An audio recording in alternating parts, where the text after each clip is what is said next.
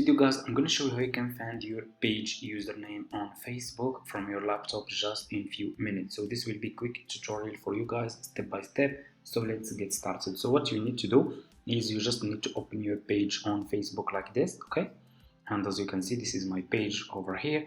And what you will do, you just need to click over here on setting, okay? Like this.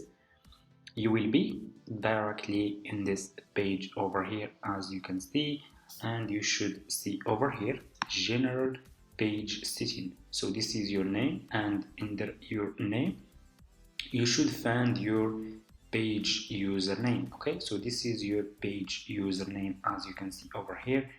You can copy this username if you want, and that's how you can find your page username on Facebook.